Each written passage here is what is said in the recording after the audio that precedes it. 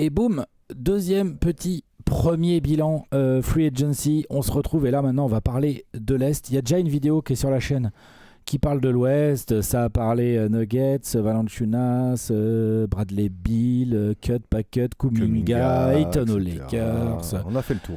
Bien évidemment, on est revenu sur la masterclass de Joe Dumars. Les 3 téléphones. Et là, on va s'intéresser à la conférence Est. Il y a quand même pas mal de petites choses à dire, mine de rien, même si ça a été plus discret en termes de gros trades ou de gros noms. Ça a quand même été plus discret qu'à l'Ouest. Moins de mouvement, ouais. Il y a des équipes, compte tenu du... Parce qu'on a un contexte, en préambule, je voulais qu'on parle de ça, Simon, on a un contexte quand même assez particulier à l'Ouest, c'est-à-dire on va parler des Celtics. On a bien compris que Brad Stevens, il n'était pas en train de construire une équipe pour reviser le titre vu la blessure de Tatum. Non. On a les Pacers, on va parler d'eux également, qui ont perdu donc Tyrese Haliburton la saison prochaine. Voilà, du coup, t'y vois moins clair. Et on a les Bucks, on a fait un apéro spécial on leur a dédicacé sur un eux. apéro, Voilà. Et donc, ça ouvre le champ des possibles. C'est ça le fil rouge, c'est un peu l'Est devient une sorte de... T'as les Cavs qui ont ont déjà gagné 64 fois la saison dernière, qui peuvent se dire c'est à nous, ça nous appartient. Et t'as des équipes, on voit bien, elles ont fait des recrutements en mode dis donc. Le Magic, les Pistons, évidemment on va parler des Knicks. Et donc il y a une ouverture, le Heat, on ne sait pas trop ce qu'ils pensent et tout, les Hawks et tout. Machin. Donc il y a une ouverture intéressante qui fait que la conférence Est, pour moi, elle est quand même bien chamboulée d'un coup, avec des grosses blessures qui changent beaucoup la saison prochaine. Et tu as des équipes là qui essayent plus ou moins d'en profiter. Et qui depuis, ça fait 4 jours, ça fait 4 jours que la Free Agency est ouverte, ça bouge. Ouais. Donc voilà. Non, t'as bien déblayé le terrain. Effectivement, je trouve que pour parler de cette conférence test, le fil rouge, c'est un petit peu que la chasse est ouverte. Enfin, le trône même, la position, le fait, même si le run, on était les premiers à kiffer et tout, d'Indiana était magnifique, montre aussi quand même que, alors il y a eu des blessures, tout ça et tout, mais t'es à l'Est, t'as un effectif, tu peux y croire. Oui. Et en quelques moves, tu peux même, tu peux y croire, tu peux machin. Donc il y a 2 dynamiques, je trouve. Il y a ceux qui justement sont dans ce qu'on vous explique là, on y croit, on pousse. Magic notamment, peut-être même les Hawks, savoir jusqu'à quel point ça va pousser, mais tu sais que c'est pas mal du tout. Les Pistons en consolidant ce qu'ils ont déjà prouvé l'an dernier. On fait top 6. Voilà. Il y a des choses comme ça. Les Knicks avec un nouveau coach, maître tacticien, etc. Les Knicks. Et tout. On en parle en premier. Et là, voilà. Et il y a d'autres équipes qui, au contraire, là, c'est beaucoup plus simple. On dit, nous, c'est notamment Indiana et Boston, en fait. On dit, nous, Coco, ça va, c'est bon. C'est fini, on vous regarde faire. En gros, cette année. Et donc, effectivement, dans cette première catégorie d'équipes qui doivent y croire, là, on va commencer par les Knicks. Voilà, ils doivent plus qu'y croire. Les Knicks, ils doivent se considérer comme parmi les favoris de l'Est. Ils sortent donc de quelque chose qu'ils n'avaient pas fait depuis 25 ans, c'est-à-dire une finale de conférence. Tout à fait. Ils ont, quoi qu'on en pense, montré quand même, je trouve, un vrai... Alors il y a de quoi avoir des regrets dans cette série contre Indiana et tout, mais il y a aussi de quoi avoir des espoirs. Tu sens quand même que la grève de Towns, il y a encore des bémols, tout ça, mais il y a quelque chose. Il y a un groupe qui vaut vraiment, je trouve, le coup d'y croire. C'est pas juste parce que des fois les Knicks, ça y est, il y a... Mais là, non, vraiment, il y a quelque chose de solide. Pour autant, ils ont décidé de virer Tom Thibodeau. Bon, on n'était pas non plus si surpris. Moi, perso, quand on a débriefé les Knicks, j'étais assez pour virer Tom Thibodeau. J'étais un peu surpris derrière par ce qui s'est passé dans la recherche d'entraîneur. Le nombre d'interviews, le nombre de noms qu'on a vu sortir, on se dit attends, à un moment donné, pourquoi tu vires Thibodeau si c'est pour prendre un tel ou un tel, machin. Ça c'est fini, mais c'est maintenant officiel. Je vais vous mettre l'info là. Hop là. C'est en une de ce petit site trashtalk.co que vous devez connaître. Mike Brown va devenir le nouveau coach des Knicks. Il y a une petite news là qui a été faite. Ça date avant-hier, il me semble. Voilà. Donc, Mike Brown qui avait été viré, tu le connais bien toi Simon, parce qu'il avait été viré par les Kings, alors qu'il avait réussi, qu'il a été le coach qui les a ramenés en playoff après. D'ailleurs, les Kings avaient été critiqués 16 ou 17 ans de disette, 7 000 comme ça. 7 000 ans de disette. Un coach qui est, je trouve, en tout cas j'ai vu les réactions assez polarisantes, c'est-à-dire que t'en as qui disent trop bien, incroyable, je suis trop content que Mike Brown ait à nouveau sa chance, je suis sûr que c'est un coach très compétent et ça va finir par exploser, se voir vraiment, et les Knicks ça peut être l'occasion pour lui, parce que plateforme incroyable, médiatique et pardon, mais il y a un bel effectif. Il y a une équipe. Ah bah oui. Il y a une équipe qui vient d'aller en finale de conf. Il y a équipe, je te confirme. Il y a une hiérarchie, il y a un patron, il y a un poil de banc, du banc qui vient d'être renforcé par du cocorico en plus. Donc voilà, déjà toi Simon, Mike Brown Knicks, t'en dis quoi? Surpris, et puis on va revenir quand même un tout petit peu à ça. Surpris, c'est-à-dire comment tu penses que c'était... Enfin, tu t'y attendais pas du tout à Mike Brown Knicks? Je vais être honnête, moi je pense qu'il y avait des mecs un peu plus calibrés. Calibré, ça veut dire dans quel sens? NBA? Ouais, genre qui? Genre Mike Budenholzer, Mike Malone, voire même, alors il est pas champion NBA, mais tu vois, dans la hiérarchie. Après, Mike Brown vient assez vite, il est reconnu en NBA et tout, mais il y avait des bruits, Tyler Jenkins, il y avait... Ce qui est surprenant aussi, c'est qu'ils avaient essayé de séduire à peu près plein de joueurs sous contrat, là, coach, pardon, Jason Key, tout ça et tout, on l'a vu. Il n'y a pas eu tellement de rumeurs sur Mike Malone et Mike Budenholzer, qui, eux, sont libres. Non, aujourd'hui, au moment et c'est vrai que Mike Brown est venu assez vite. En fait, au tout début, il y avait vraiment du Kid, et c'était qui qu'ils avaient contacté qui était sous contrat après Kid? J'étais un trou de mémoire maintenant. Mais après, c'est Mike Brown qui est venu assez vite dans les noms. Il y avait eu un moment, il y avait une rumeur Borrego. Il y a le nom de James Borrego qui est apparu. Ils ont choisi Mike Brown. Alors, effectivement, moi, je suis un peu jugé parti dans ce cas-là parce que je l'ai vu de près, Mike Brown, mais je l'ai vu aussi, comme tout le monde finalement. Donc, coach de l'année avec les Kings, coach de l'année avant. Il avait eu un autre titre, je crois, avec les Cavs. Premier passage de LeBron. Il me semble qu'il a un coach de l'année à ce moment-là. Peut-être. Moi, je trouve quand même. Bon, déjà, je trouve il y a un côté un peu. Ça fait penser vraiment à la Ligue 1, quoi. C'est, tu sais, les Frédéric Antonetti et compagnie. Il y a quand même ce côté un peu. Cercle fermé. Je trouve. Cercle fermé de la valse des coachs. Ouais, un peu. Mais t'es pas surpris du coup? Il n'y a pas eu de rumeur réelle Mike Malone et il n'y a pas eu de rumeur réelle Mike Budenholzer. Alors que ce sont surtout Mike Malone, moi, je trouve. Moi, je trouvais que Mike Malone à New York, il y avait un truc. Est-ce que les Knicks n'étaient pas intéressés par leur profil, à Budenholzer et Malone, ou est-ce que ce sont eux qui n'ont même pas répondu au téléphone? C'est genre en mode Budenholzer, il a vu New York Knicks calling, il a fait non, oh là là. Bah, Bud, le truc, c'est que là, il a tellement une retraite entre guillemets dorée, machin. Peut-être qu'il a juste pigeonné un peu les Suns entre guillemets, et là, il va se dire, moi, je vais retourner au golf tranquille. Il peut, tu vois, je vais encore faire le deuil de mon frère là, le pauvre et tout, de machin. Et puis en fait, la pression des Knicks et les questions du New York Post, je vais les laisser volontiers. Et Mike Malone, du coup. Mike Malone, je suis surpris ils en parce voulaient que pas les Knicks, tu crois? Mike Malone, j'ai l'impression qu'il y a encore vraiment volonté. Moi, j'aurais bien aimé le match parce que l'énergie de Mike Malone avec New York. Comment ça se fait qu'il n'y a même pas eu de, je vais reprendre ce mot, je sais pas. En tout cas dans les rumeurs et tout, il n'y a même pas eu de traction. Ouais, je sais pas. Non mais non, le nom est pas. Je sais pas. Peut-être qu'ils sont sorti le nom. Peut-être que c'est aussi le staff des ligues. Peut-être qu'il y a des histoires personnelles qu'il a déjà bossé. Faudrait qu'on bosse avec quelqu'un et qu'en fait ils peuvent pas se saquer. Est-ce que les Knicks considèrent que Mike Brown est plus adapté à leur projet pour aller loin que Mike Malone? Pardon. Excuse-moi. Tu vois, je peux ententendre. Je peux entendre, mais je sais pas si je suis d'accord. C'est pas le sujet. Non, mais je essaie de me poser à la place des Knicks en fait. Toujours est-il que l'heureux élu, si on peut dire ça comme ça, c'est Mike Brown. Moi, je suis quand même assez mitigé sur Mike Brown. J'ai l'impression qu'il surfe un peu de la même manière que. C'était il y a longtemps maintenant. Vous avez fait un top 10 avec Bastien. Tu sais, des mecs qui surfent un peu sur une saison. Mike Brown, j'ai quand même un peu l'impression qu'il vit bien sur. Alors là, il revit bien sur le Light the Beam. Ouais. Dont il est l'initiateur, c'est vrai et tout, mais la suite, et là je prends à partie vraiment la communauté, les fans des Kings, ensuite, il nous saoulait quand même un petit peu, il faisait des choix, tu vois, il faisait pas jouer Keon Ellis, il faisait, bon, on n'a pas toujours su pourquoi, mais on n'a pas toujours tout compris, et quand à un moment, t'as l'espoir qu'un mec comme Doug Christie remette de l'allant pour suivre Mike Brown, c'est que t'as peut-être pas tout à fait super bien ton taf, c'est allé vite entre son espèce de...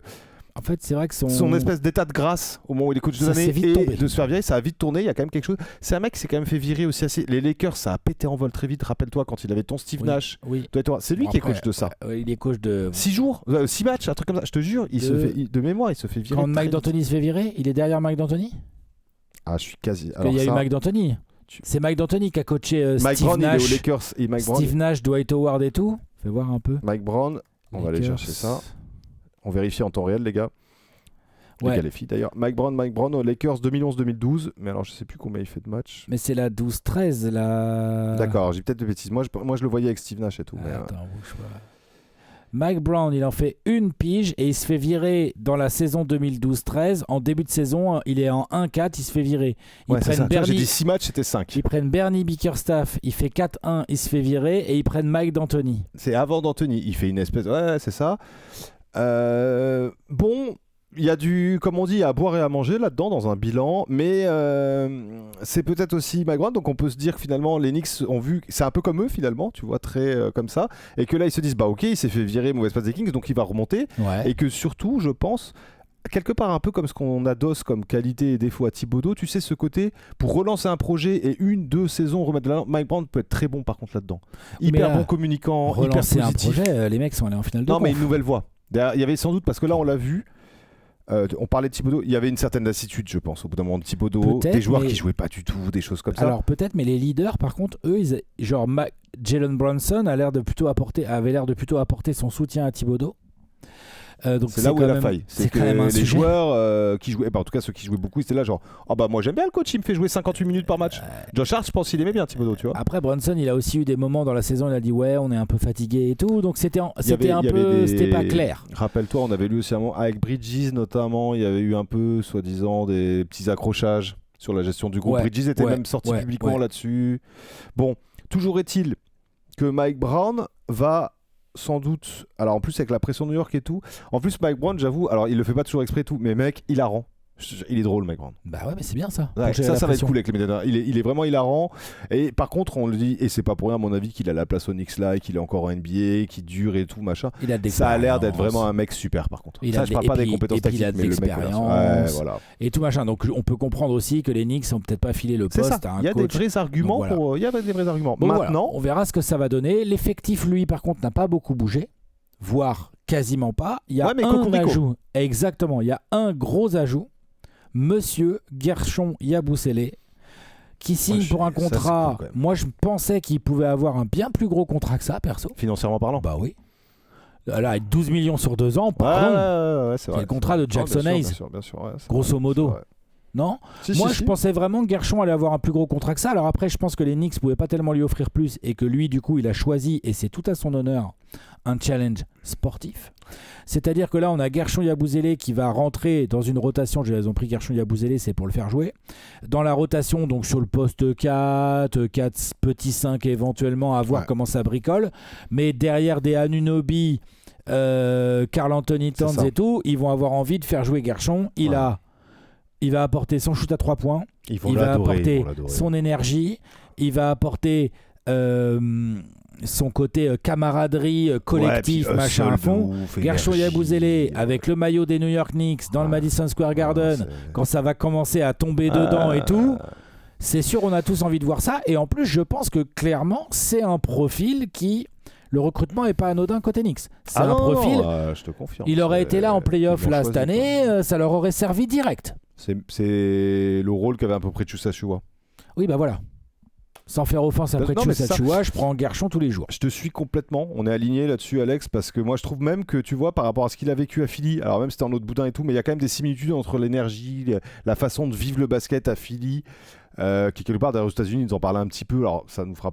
C'est pas tout à fait pareil pour nous, mais un peu comme la banlieue où tu sais l'air, un peu comme nous avec Paris, machin et tout par rapport aux Knicks. Là, on dirait, il arrive un peu à la capitale, en tout cas médiatique et tout.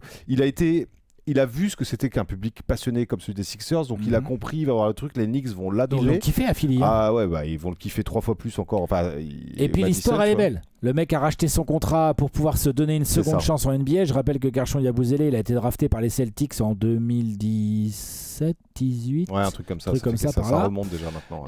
Qu'il a pas eu vraiment sa chance, en tout cas ça n'a pas marché. Il est rentré en Europe et tout. Et puis lui, c'est allé vite pour lui aussi, t'es encore très jeune à ce moment-là. Il s'est remis à casser des bouches, notamment avec des JO 2024 monstrueux. Et voilà, le voilà avec sa chance à Philly, il l'a saisi fort. Derrière belle cote, il se retrouve avec, a priori, sauf si Mike Brown ne compte pas sur Guerschon, mais là j'y crois pas, avec un vrai rôle à jouer en termes de minutes et d'impact dans un effectif qui est allé en finale de conf l'année dernière. Donc en gros les Knicks, quand ils vont démarrer la saison prochaine, ils vont dire ok, bah nous on veut passer un cap. Donc passer un cap, ça veut dire aller en finale. Donc c'est pas rien. Moi je pense qu'il va beaucoup jouer, notamment il y a une association très prometteuse en termes de raquettes, le Towns Guerschon. Bien. Tu sais que ça c'est complémentaire. Même tu sais quoi, Guerschon Mitchell Robinson hein. Ça marche aussi, c'est ça que j'allais te dire, c'est qu'en plus il est très pratique. Guerschon, de toute façon Guerschon il marche avec tout parce que son profil finalement de tunnel, il est un peu entre les deux postes. Il est petit entre guillemets pour un pivot, mais il est tellement tu vois, il costaud. Est petit pour un pivot clairement, mais mais il aime ça. Et puis ça dépend des 5 qu'on te met en face. Là où Towns s'écarte un peu plus, c'est ça. D'accord. Et puis en face ça dépend ce qu'on te met. En NBA régulièrement tu croises des petits 5. C'est ça. Donc Guerschon peut les jouer. Donc je t'avoue qu'entre l'arrivée de Gershon, l'arrivée de Mike Brown et tout, déjà que les Knicks sont un centre d'attraction énorme en NBA et qu'on aime tous quand les Knicks sont bons, voilà, ça crée plein de choses qu'on adore, etc. Que ce soit de l'admiration, de la rivalité, du truc, mais il y a l'énergie. Ils ont pris Jordan Clarkson, c'est ça que j'étais en train de vérifier. Et voilà, et ils ont pris un petit minimum vet de Jordan Clarkson. C'est utile, profil utile. C'est en gros, ils avaient campagne, non, un peu dans ce rôle-là. Oui, voilà, il va le remplacer. Tout simplement. En rotation de Brunson et de Michael Bridges ou Josh Hart, au lieu d'avoir juste Mike McBride avec un peu de campagne, tu vas avoir Jordan Clarkson à rajouter là-dedans. Moi, j'aime bien. Je vais suivre les Knicks et je pense que vous allez être nombreux à faire pareil et tout, mais il y a quelque chose. Et on verra plus tard un peu en bilan peut-être un peu de cette vidéo, mais il se place plus que place, je trouve, il reste en place, même si Mike Brown, on peut avoir certaines limites, peut-être notamment en playoff. C'est là où on verra qu'on risque de reparler de Mike Brown. Tout à fait. En tout cas, les Knicks, ils ont l'air d'y croire. Mais alors, pour la régulière, moi, j'ai l'impression qu'avec l'énergie de Mike Brown, tu sais que ça peut faire, si ça commence assez bien et qu'il n'y a pas une blessure qui vient tout de suite te refaire... Ils peuvent peut-être venir regarder droit dans les yeux les Cavs, qui viennent d'en gagner 64. Ils peuvent peut-être même les regarder vite. Moi, je vois bien... Ils viennent d'en gagner 64, les Cavs. Non, mais tu sais qu'on verra... Les Knicks, ça peut faire un début de saison en fanfare. Peut-être. Mike Brown, ça te sait te mettre une énergie et tout. Les débuts souvent avec Mike Brown, bon, sauf aux Lakers, là on l'a vu et tout. Je serais pas curieux qu'au bout d'un mois, les fans des Knicks ils soient comme ça en mode putain, on est invaincu depuis un mois. Effectivement. À voir, mais voilà. Ça se discute. En tout cas, voilà. Knicks dans le bilan de l'Est. New York. T'es obligé d'en faire un bon petit passage parce que ils vont être dans la continuité avec un très peu de changement d'effectifs et un coach qui doit insuffler quelque chose à lui et on va voir ce que ça donne, mais on est très curieux. Puis effectif, ils sont tous dans leur prime là en termes d'âge et tout, ces mecs 27, 28 ans globalement et tout ça.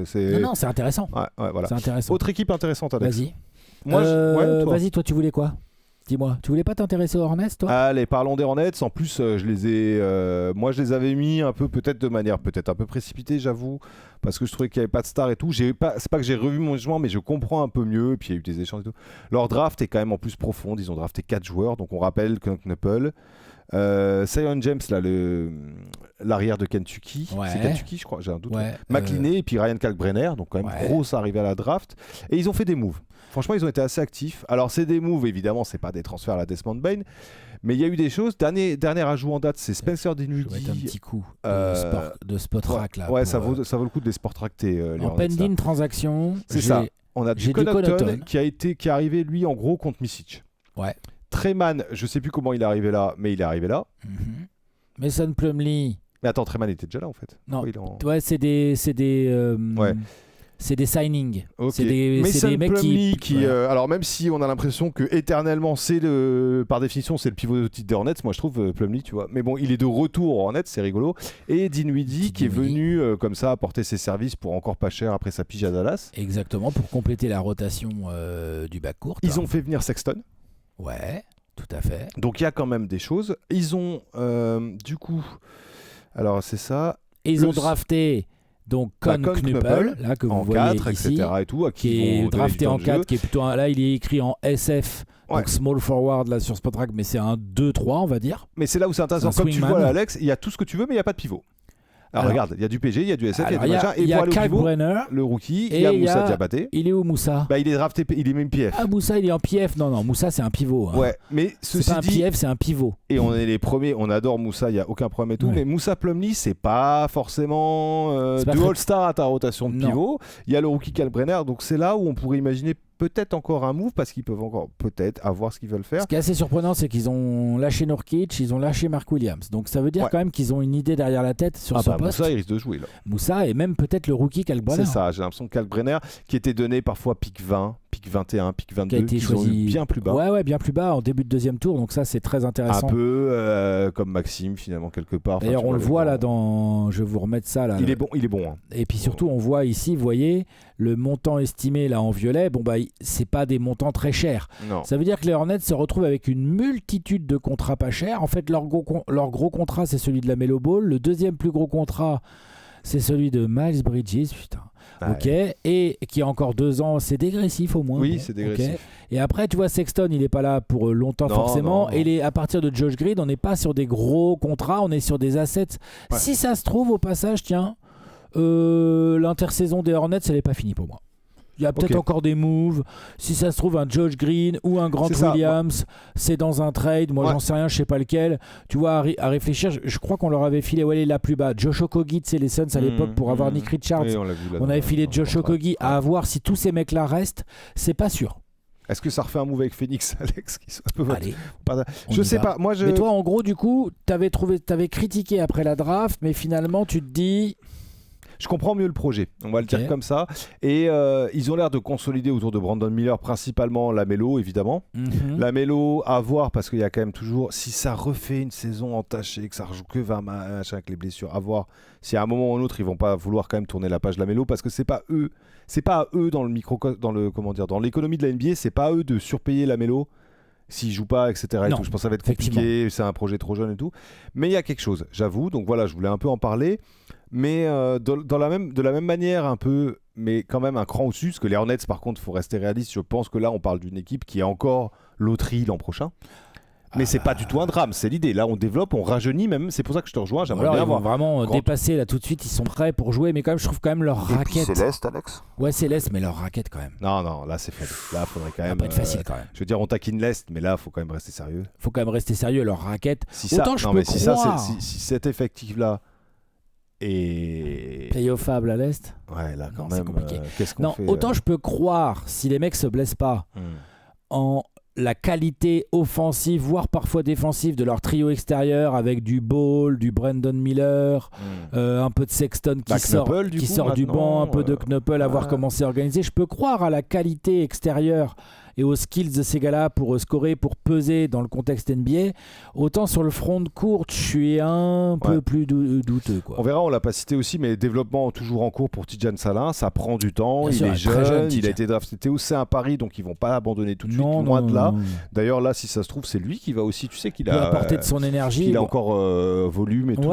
Si ça se trouve, à terme, c'est un physique de pivot, en fait. Ouais, physique de petit pivot, moderne, ou de costaud. En tout cas, ils ont besoin de muscles dans la raquette, mais de muscles avec des skills.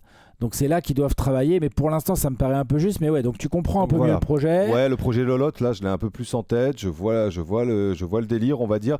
Moi, ça c'est mon avis personnel et tout, mais je trouve quand même toujours que Lamelo Ball c'est extrêmement cher pour eux, c'est long et tout. Alors je comprends que c'est leur franchise player et tout. Mais si Brandon Miller devient hyper fort et que je me demande si à terme quand même Lamelo jouera pas ailleurs. Lamelo, je vous montre. Là ici, vous voyez, il a encore un contrat jusqu'en 2028-29. Tout est garanti et il sera payé. Là, il est à 37. Après, il va y avoir du 40, 41, 43 pour 46 et quelques millions.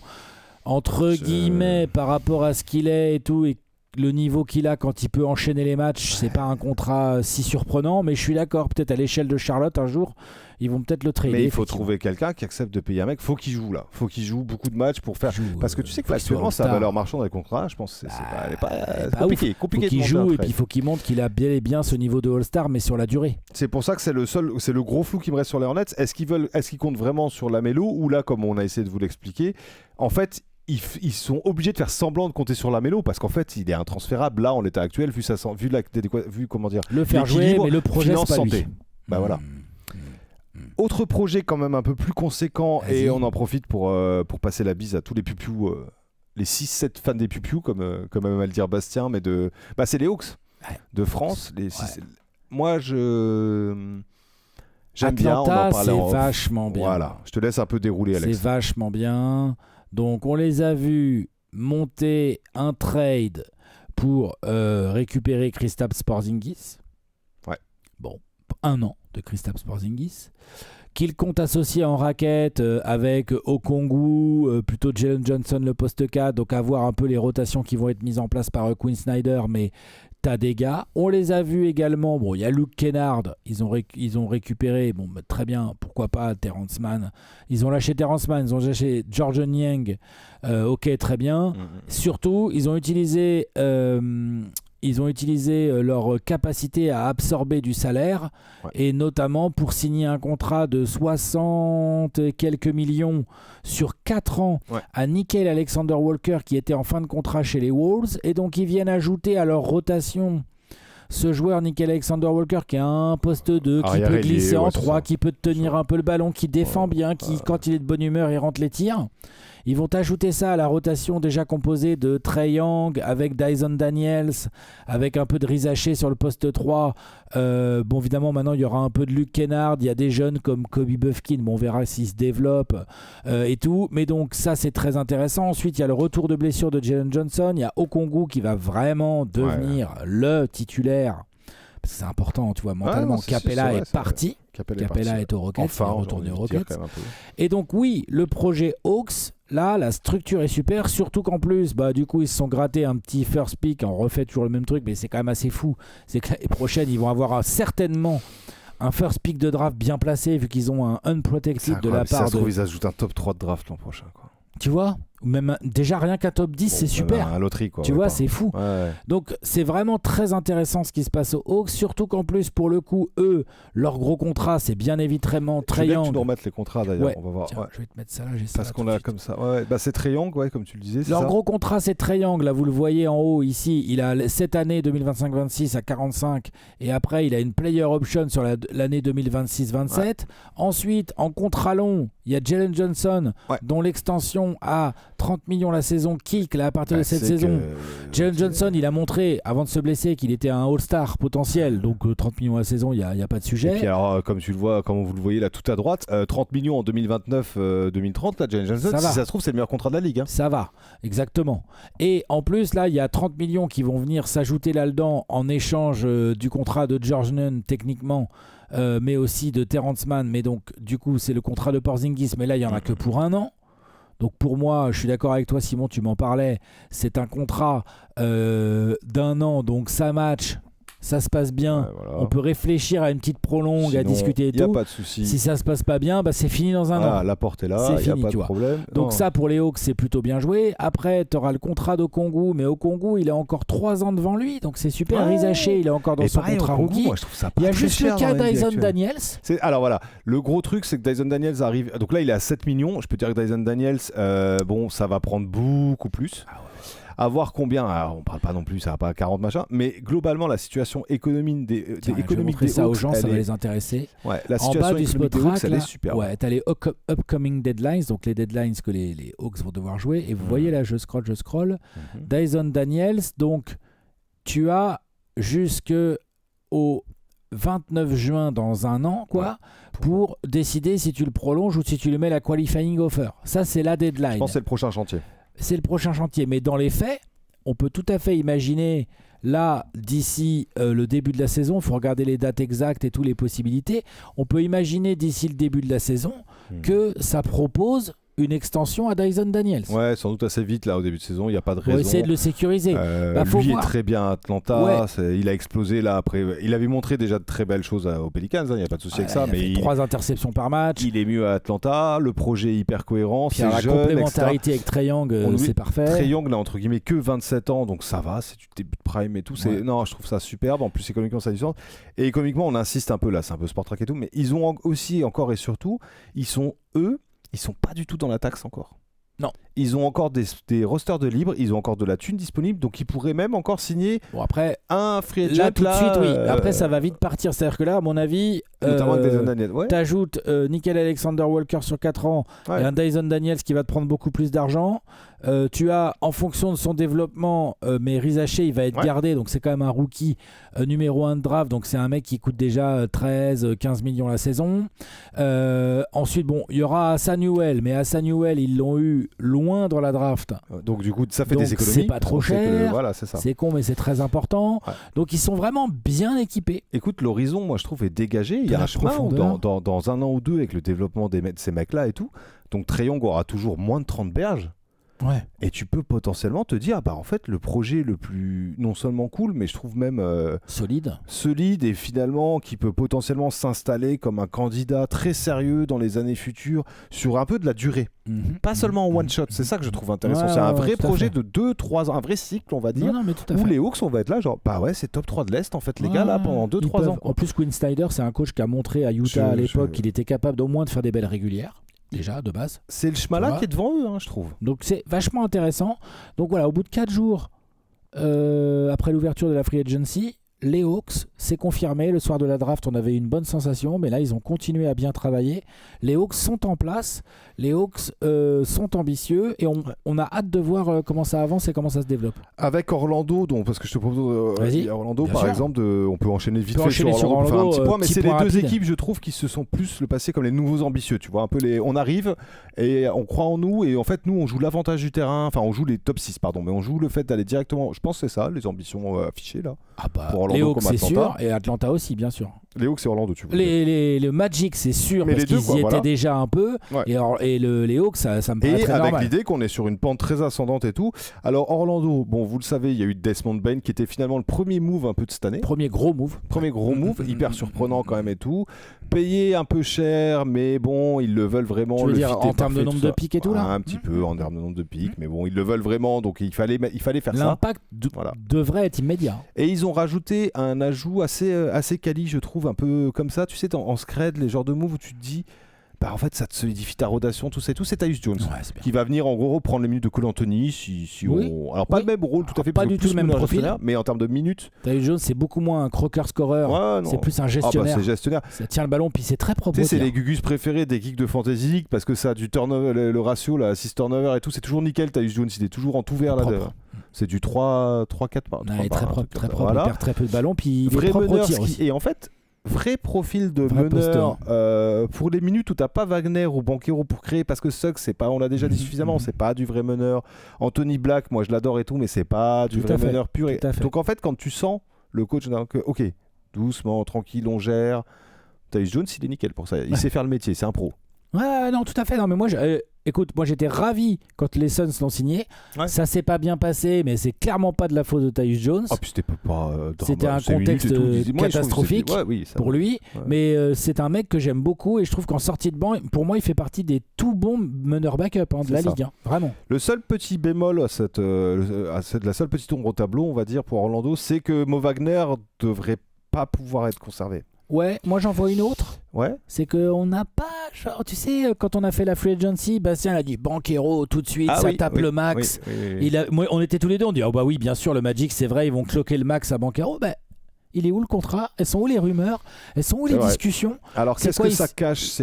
Pourquoi attendre ? Est-ce que c'est un moment de timing de la signature qui pourrait te permettre de l'absorber différemment ? Parce qu'en fait, tu prépares un autre gros coup et du coup tu as besoin d'avoir encore un peu de thunes disponible parce que sur un trade, peut-être que ça cache ça ? C'est possible, mais en tout cas, la situation elle est très claire. Banchero, dernière année de contrat rookie. Après, il sera restricted free agent à l'été prochain. Donc là, il faut lui proposer une prolongation. Je suis en train de regarder. Faut que tu le remettes, je vais vous le remettre, mais c'est la même. Bon, je vous le remets pas. C'est la même chose que Dyson Daniels. Oui, c'est ça. Il a 1 an. Dans 1 an, il pourra avoir ou la qualifying offer, ou allez, je vous le mets. ou une extension d'ici là. Et en fait, là, vous voyez, vous avez la grille de salaire de nos amis d'Orlando. Donc, tu as déjà le très gros salaire de Franz Wagner. Quand même, ouais. Par contre, ton équipe, elle est faite, là, t'es engagé, c'est ça ton groupe. C'est ça. Tu as le très gros salaire de Desmond Bane. Tu as le bon gros salaire, certes, dégressif quand même, de Jalen Suggs, mais ça dure. Et là, tu devrais, logiquement, ajouter un contrat max à Banchero, et puis ça va te prendre un certain pourcentage de cap. Jusqu'ici, et ça va te prendre du cap, ça va te coûter très cher. Ce qui fait que tu vas te retrouver un peu plus bas ici. Vous voyez, aujourd'hui, en actif cap, on est sur du 180 millions. Clairement, pour moi, avec là, ce qu'ils ont à faire, c'est second apron qui attend Orlando. Donc, ça veut dire que si tu rentres dans le second apron, ça veut dire que derrière, tu dois gagner. Parce qu'on voit bien, les équipes qui sont dans le second apron, salut les Suns, et qui ne gagnent pas, tout de suite c'est la merde. Parce que tu dis merde, faut que je fasse des moves. Et là t'arrives, tu dis mais je peux pas en faire trop des moves. En fait, je suis coincé comme un. J'ai pas de flex et tout. Donc, je comprends. Je vois pas le Magic ne pas signer Banchero. Ça serait une dinguerie. Banchero qui signe pas, ça serait une dinguerie. Je vois pas du tout. Ou alors il est échangé contre Luka Doncic ou j'en sais rien. Je vois pas Banchero prendre autre chose que le max. Non. Et donc ça va coûter très cher au Magic. Je pense qu'ils le savent, ils sont pas débiles. Mais donc c'est projet ambitieux. C'est avec Franz Wagner, Desmond Bane, Jalen Suggs, Banchero plus un pivot, des backup meneurs, on peut aller très loin à l'est. Voilà, c'est ça qu'ils disent. Vous avez dû apercevoir quand il y avait ça en fond là, le Sporting. Moi je trouve que ils sont tellement jeunes Ils sont jeunes. Que du coup, d'avoir tout de suite dit, on tergiverse pas, entre guillemets, on sait qui on est Orlando, on n'est pas non plus la destination numéro 1 des free agents, tout ça et tout. On les bloque parce qu'ils sont trop bons. Et tu sais quoi, dans la NBA actuelle, et on le dit tout le temps, le cap qui monte, au pire, il y en a un Franz Wagner, c'est transférable tous les jours, Alex. Normalement, oui. Tu vois, normalement, oui, tout à fait d'accord. Même s'il faut rerouter Desmond Bane, même Jalen Suggs, je suis d'accord, que t'es pas bloqué avec des Bradley Beal, quoi. Mais donc c'est important. Le gros point, tu as raison, le gros point de cette free agency, c'est qu'Orlando se positionne en équipe genre on va payer de la taxe et on va probablement être dans le second éperon, mais c'est pas pour rien. En fait, on veut jouer le top 3 de l'Est et on veut essayer d'aller loin. On joue en Il est là le message. Tu fais pas ça pour passer un tour de playoff. Non, c'est ça que je veux dire. Tu sais, à l'inverse, par contre, qui paye pas la taxe, qui va pas payer de taxe, j'ai une petite idée, mais tu vas nous le dire à jamais. Ça, jamais payé de taxe. Vas-y, dis-nous. Indiana, qui n'en paiera pas cette année non plus. Toujours pas. Sachez, c'est petite info comme ça pour briller en société. Les Pacers n'ont jamais payé le moindre centime dans la luxury tax de leur histoire. Herb Simon est connu un peu pour être une pince, du coup. Il y a des gens qui disent que c'est pas seulement Malice at the Palace, alors là, c'est un peu historique, mais c'est lui qui a pas forcément payé les joueurs pour machin. Et là, sans doute qu'il a vu aussi dans la blessure d'Haliburton. Je sais pas, on peut pas savoir ce qu'il aurait fait si Tyrese ne s'était pas blessé, mais là en tout cas, il a dit moi les gars, je l'ai jamais payé, je vais certainement pas commencer à payer votre taxe là quand Haliburton il joue pas pendant un an. C'est d'autant plus surprenant, on peut comprendre et on peut aussi être surpris parce que je suis d'accord, moi je pense qu'il y a une relation claire de cause à effet entre Haliburton qui se fait le tendon d'Achille et tu comprends du coup que ta saison 25-26 ton meilleur joueur, ton meneur, ton patron va pas être dispo, tu comprends que c'est la merde. Et ça explique pourquoi ils se sont pas à minima alignés sur l'offre des Bucks à Miles Turner. En revanche, c'est vraiment pas si simple que ça à comprendre comme move parce que ne pas conserver Miles Turner à ce prix-là, mais Miles Turner qui prend, c'est quoi, c'est 26, 27 millions, mais il y a la durée, mais ça la durée, mais par contre, c'est vraiment un salaire normal pour ce qu'est Miles Turner. Ouais, bien sûr. C'est pas comme si les Bucks ils avaient fait une offre démesurée, on dirait les Pacers en plus ils ont pas voulu suivre. Oui, ils donnent 50 millions à Miles Turner, ok, prenez-le quoi, tu vois. Là, faites votre folie. Là, j'avoue, je veux bien, je comprends, le mec il se dit ok, je vais quand même pas payer de la taxe pour la première fois dans l'histoire des Pacers l'année où il n'y a pas Haliburton, ça on comprend tous. Mais par contre, on comprend un peu moins quand on regarde le tarif de Miles Turner. Ce qui est marrant, c'est que si ça se trouve, Haliburton se blesse pas et le mec aurait fait l'impasse quand même et là il aurait entendu parler du pays, tu vois, parce que c'est le plus beau run depuis une éternité des Pacers. Ça l'a évité de devenir le mec le plus impopulaire. C'est pas mal. Si c'est vraiment un rat, le rat a une espèce de chance excuse. Là dans le un mal pour un bien de son point de vue, je parle. C'est vrai. Portefeuille. Mais bon, bref, on n'est pas là pour parler que de ça. Par contre, ce qui est quand même assez intéressant, c'est qu'ils vont continuer, je pense. Haliburton va revenir et en attendant. Ce qui est pas bête, là, genre, tu peux te dire, Miles Turner, 30 berges, machin et tout, on sait ce que ça vaut, il a plafonné en finale, il a pas été bon. On va développer du Jarras Walker, on va développer à mon avis, Mathurin l'an prochain, mon pote. Ça va mettre 20 points par match. Ça règle pas ton problème de pivot quand même, ça. Non, mais il y a encore ils ont encore. Ils ont qui comme pivot là? En fait, ils ont pas gros. Ils ont. Si, comment il s'appelle? Tony Bradley qui faisait jouer en finale.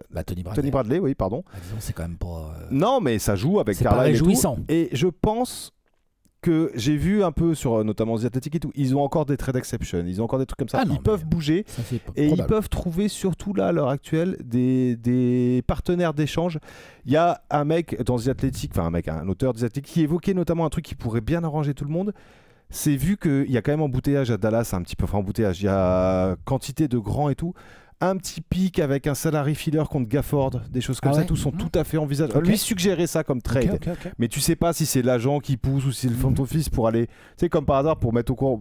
Est-ce que les journalistes, les insiders américains servent aussi de levier dans les transactions? Des choses comme ça sont encore possibles. Si tu fais ça. Non, t'as une trade exception. Ils ont de la place, ils ont encore de la place pour absorber ce genre de trucs. Ils ont de la place. Donc peut-être qu'il y a encore un pivot comme ça à aller chercher. Tu sais que Gafford serait pas mal en attendant. Mais ce que je trouve surtout malin, moi je reviens sur cet axe-là, c'est on assume. Et une autre équipe dont on va parler a fait pareil, en fait, c'est Boston.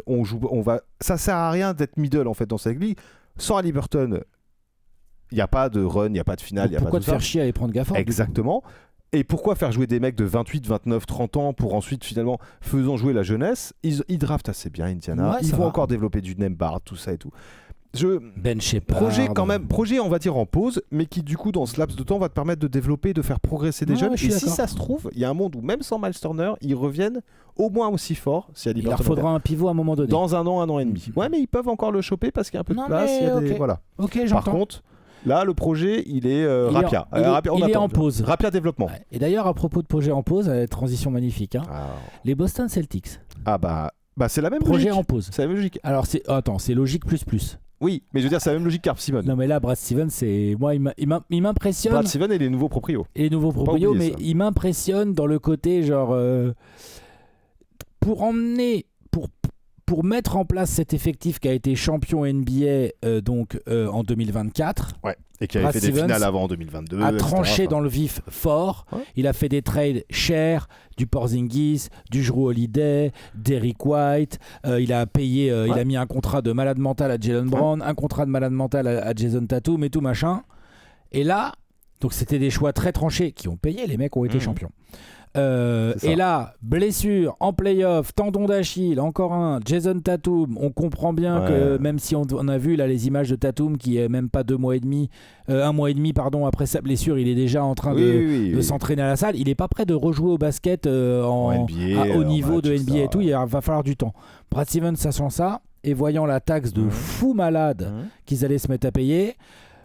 Le trade dont on vient de parler avec les Hawks de Porzingis, ils ne récupèrent que George Niang en face. Donc ils économisent 23 millions de salaire tout de suite. C'est économique avant tout. Dans le trade de Jrue Holiday, ils encaissent Anthony Simons qui a un moins gros salaire que Jrue Holiday. Donc là aussi, ça gratte du salaire et donc beaucoup de taxes parce que c'est exponentiel ce que tu économises.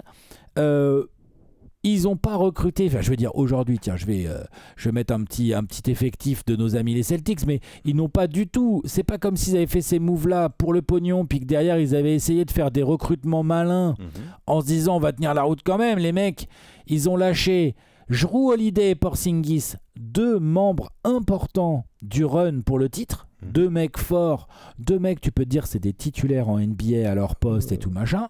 Et en face, ils ont ramené Anthony Simons. Est-ce qu'Anthony Simons est un titulaire en NBA? Peut-être. Oui. Est-ce que George Niang est un titulaire en NBA? Non. Est-ce que Luka Garza est un titulaire en NBA? Bah non. Est-ce que Josh Minott, qu'on n'a pas bien vu se développer chez les Wolves, est un titulaire en NBA? Non plus. Ce sont les joueurs qui sont en train d'arriver à Boston et tu n'auras pas, donc là je vais mettre, hop, on est parti, c'est bien pratique pour faire la revue d'effectifs à l'instant T. Spotrac, je vous recommande, c'est le site le plus à jour, le plus vite avec toutes les infos. En plus, si vous n'avez pas remarqué, en tout petit après les salaires, il y a le pourcentage que ça prend dans le cap, qui est un chiffre hyper important. Là, c'est peut-être un peu pris à l'écran, mais donc tu as en haut là, pending, donc tu as Simons, Niang, Garza qui arrive, donc ça, grosso modo, les deux, Garza et Minott, c'est des petites signatures, et Niang et Simons, c'est dans les trades de Jrue Holiday et de Porzingis. Donc là, tu n'auras pas Tatum. Donc tu as Jaylen Brown, tu as Derrick White, tu as Sam Hauser, tu as Peyton Pritchard qui a encore un contrat absolument magnifique de ouf. C'est un truc de ouf. Là, le pourcentage, c'est 4. Tu as ton rookie Hugo Gonzalez. Après, tu as ans. Tillman, parce qu'il faut bien des pivots avec Nimias Keita. Mais pardon, c'est-à-dire que Tillman ou Nimias Keita devraient être titulaires au poste de pivot la saison prochaine. Et que pour construire ta ligne externe, là, tes postes 1, 2, 3, tu as Derrick White et Jaylen Brown. Il t'en faut un troisième. Ça va être qui? Ça va être George Niang, titulaire, Sam Hauser, Peyton Pritchard. En gros, voilà ce que je veux dire. Et comme ça, je te laisse, Simon, dire ton avis. Mais en gros, moi, je le dis, c'est un tank. Ok, moi, j'attends de voir. Vous allez voir, ça sent le tank. J'attends de voir. Alors, évidemment, la punchline est facile. T'es à l'Est. Donc le problème c'est que même sans le vouloir des fois t'es pas si bas dans le classement. Mais par contre je reviens sur ce que tu as dit que je trouve hyper important. C'est un tank assumé d'un an. Il y a quelque chose que j'adore moi, vraiment qui me fascine dans la capacité à Brad Stevens, là je parle pas des pros, vraiment Brad Stevens, d'être à la fois ce GM, quand tu as dû faire des moves en fait en gros, pour aller chercher une bague, tu l'as bien dit, tu les as assumés de A à Z et ça a marché. Et t'as fait comprendre aux propriétaires. Alors c'est plus choix tranché. Faut payer, mais Jrue Holiday, vous inquiétez pas les gars. Regardez à Milwaukee, il va refaire la même chez nous. Kristaps, avant qu'il chope son truc chelou là, machin, c'était parfait quand ils font le run et tout, parce qu'il permettait d'écarter le jeu. On l'a bien vu contre Dallas par exemple et tout. Tu vois l'apport de Kristaps, notamment faire sortir les grands, enfin tactiquement la complémentarité machin et tout, les choix du banc, le développement. À l'inverse, quand il s'agit de dire en fait, il met la même force, la même intelligence et la même intensité pour dire j'ai compris, on joue plus le titre, on dégraisse. Ouais. Et ça va, c'est la même efficacité, la même intensité dans un objectif radicalement opposé, inversé. On dégraisse financièrement et je prépare le terrain pour quand Tatum revient, pouvoir refaire des moves de taré risqués. Exactement. Pour remettre tout de suite une équipe compétitive. Et entre-temps, je vais cibler parce que je pense que c'est pas anodin d'aller chercher Josh Minot, Lucas Garza. Je pense qu'ils ont vu. Je te dis pas que Lucas Garza va être All-Star, au contraire. Mais tu vois, par exemple, on se fait tous la gueule de Luke Cornett au début. Non, mais tout à fait. Et le mec, ils l'ont valorisé, c'est devenu un asset. Anthony Simmons. Le coaching de Mazzulla aussi, on se fout souvent de sa gueule. Mais c'est l'institution ça travaille Celtics. Bien. Hein. Ça m'énerve, c'est un peu comme les Spurs, c'est l'institution Celtics, t'as vraiment les cancres et les tu sais les contrats en bonheur, référence de vieux de ouf, mais les contrats en bonheur. Mais ils savent travailler. Mais c'est fou. Je suis d'accord. Ça se trouve, Lucas Garza. Anthony Simmons, tu vois, il y a un talent qui fait qu'à un moment, on va voir, mais Tatum joue pas. Brown, il va même dire, tu sais quoi, moi, tranquille, je te regarde faire et tout. Et Simmons, Simmons il va faire titulaire. Il va progresser. Je parlais de ma ligne externe. Oui, c'est White, Simmons, Jaylen Brown. Et il va être encadré. Il va progresser. Si ça se trouve, Anthony Simmons, dans pas longtemps, on va dire, mais quel joueur en fait, c'est en train de devenir là aux Celtics. Tu vois ce que je veux dire ? Regarde, ils ont pris des mecs très jeunes. On avait vu l'âge tout à l'heure, mais c'est encore très jeune. Le fait que Tatum n'ait que 27 ans, bon, il se fait la blessure, ça veut dire qu'il reviendra en pleine forme avant ses 30 piges. Brown, il a un poil plus vieux. Il a entre guillemets que 29. D'ailleurs, attention Brown, à un moment la timeline, mais ça va à 29. Ça va. Mais c'est pour ça que c'est lui ou Derrick White qui pourrait être. T'es plutôt Pritchard ou t'es plutôt Anthony Simons dans le 5 pour accompagner Derrick White et Jaylen Brown dans la ligne externe? Simmons, parce que tu gardes Pritchard en sortie de banc. Qui a modifié le rôle et tout, et quitte à au bout de saison, et puis comme ça tu fais confiance à Simmons tout de suite, tu le mets dans des petites choses. Pritchard, je pense pas qu'il va te faire la misère s'il commence pas, je sais pas, mais tu sais quoi, les deux me vont parce que c'est les Celtics en fait. Le vrai sujet où on va un peu cligner des yeux là, c'est le front de courte, quoi. C'est-à-dire que là il va y avoir quoi, vu qu'il n'y a pas Tatum. Mais je trouve ça, tu sais quoi, Niang et Garza. Mais je trouve ça pas si dégueulasse. Niang et Tillman. Non, Keta. Moi, je mets une pièce sur Keta. Ok. Et le poste pour accompagner dans le forward, Heuser, Niang, il n'y a pas grand monde. Il n'y a vraiment pas grand monde. Je pense qu'Heuser va être le bénéficiaire en termes de temps de jeu évident. Les minutes alors, je dis pas qu'il va prendre toutes les minutes de Tatum, non. Mais il va en prendre un paquet. Mm-hmm. Avant les autres quand même. Et puis ils vont développer, Alex. Tu vois, il y a des matchs et c'est ça qu'ils vont faire. Ils vont faire un tank, mais ils vont faire un tank subtil.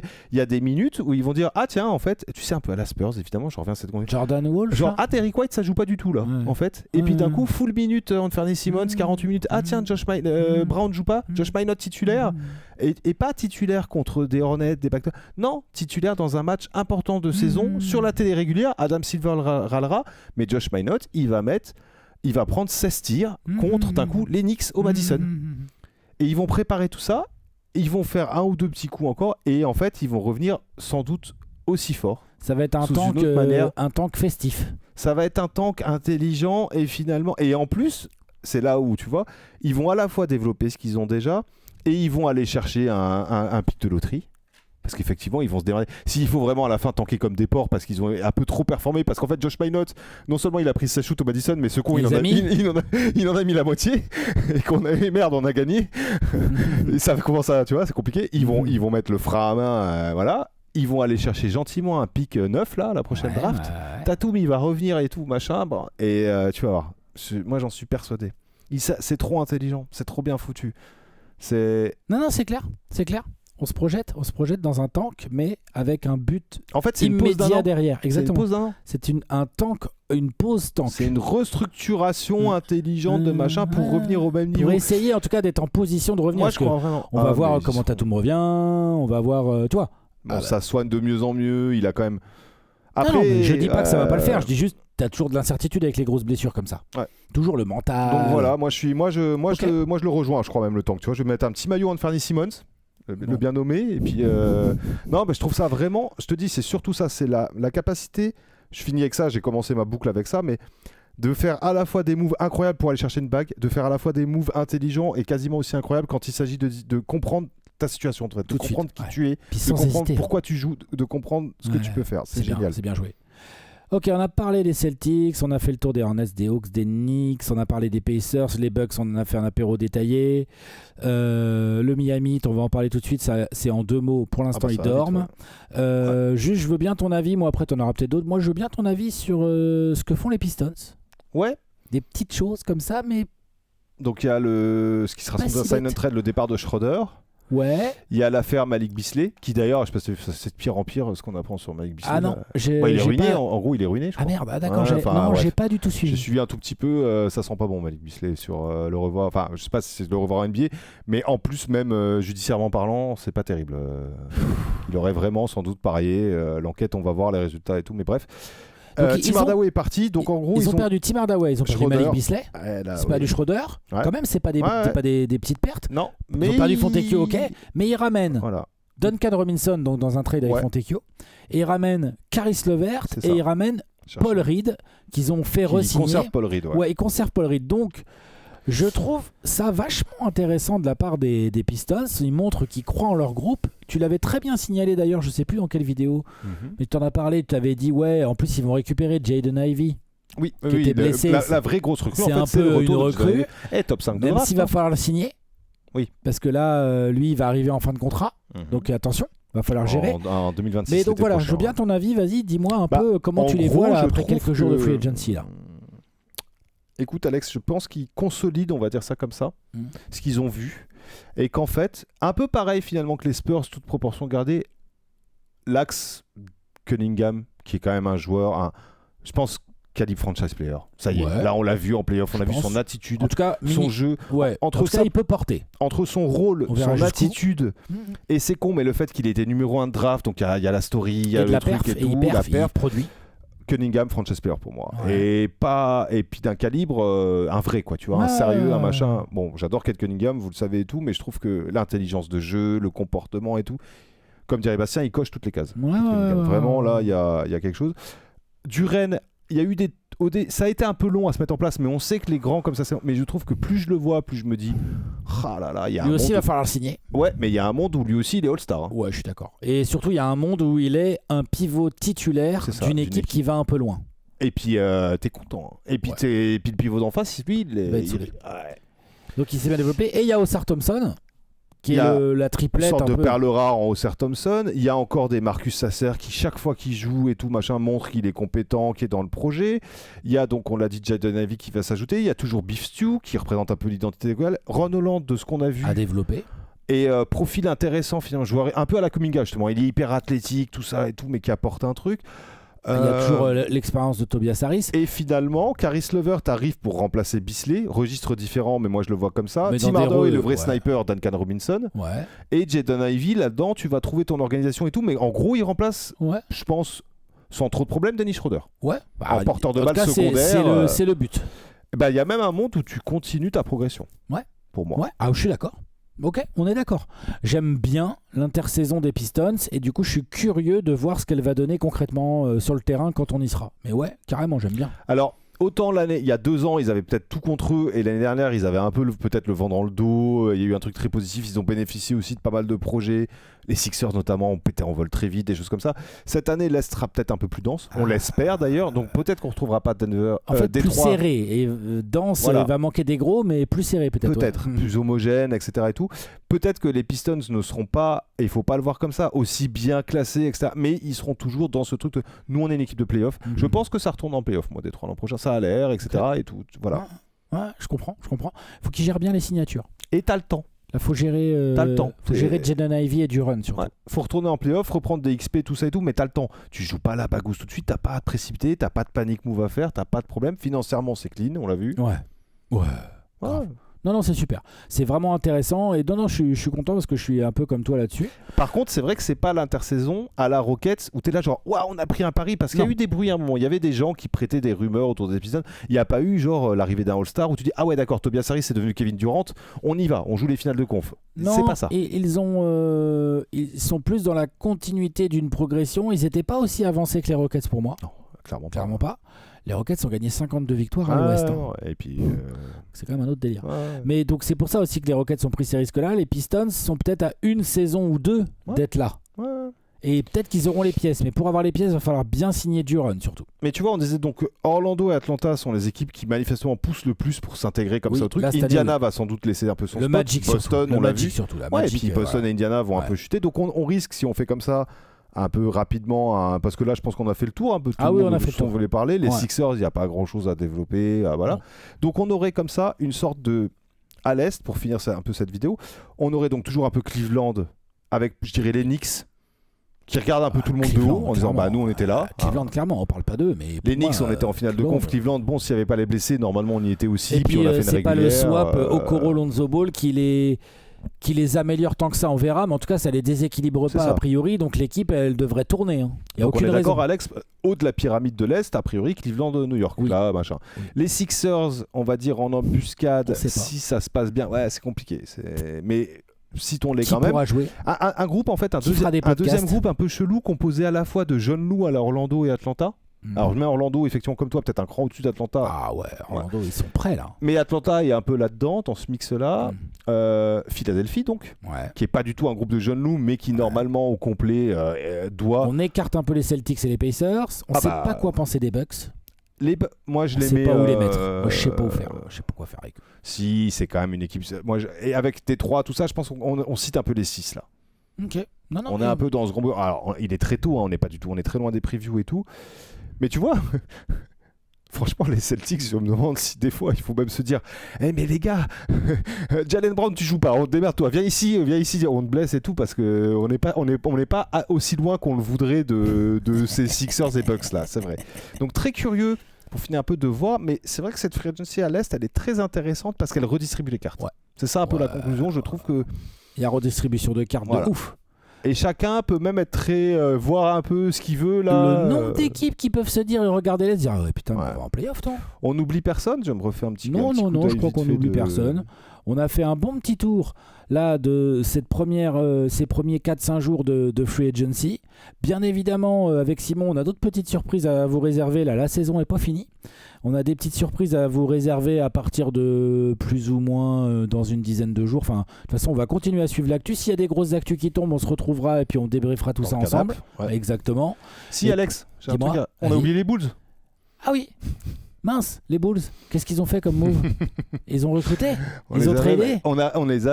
T'as vu ça? On n'a pas. C'est vrai, c'est pas bien. Ils ont Noah Essengue. Non, mais ils ont Noah Essengue. Ah, mais moi c'était à moitié une vanne quand je t'ai dit. Non, mais parce que je veux juste vérifier ça. Ils ont fait Okoro contre Lonzo Ball. C'est ça. Ah oui, si on avait parlé d'eux à travers le trade, autant pour moi. Voilà. On a parlé des Bulls, ça conclut parfaitement. On a même parlé des Bulls. Voilà, exactement. Qui seront 10e l'année prochaine. As usual. Les Kings de l'Est. Ouais, vous voyez, exactement. Qu'on vous invite à voir la vidéo de l'Ouest du coup pour retrouver. Enfin bref. Et comme ça, la boucle est bouclée. Il reste plus qu'à vous dire à très vite. Oui, portez-vous bien. Exactement. Continuez à vous hydrater même s'il fait moins de 40 degrés la nuit maintenant. Ça va mieux. Mais ça risque de revenir vers le 14 juillet. Ils disent, alors, faites attention, buvez de l'eau. Faites attention à vous. Bisous la commu. Ciao. Bisous tout le monde. Ciao.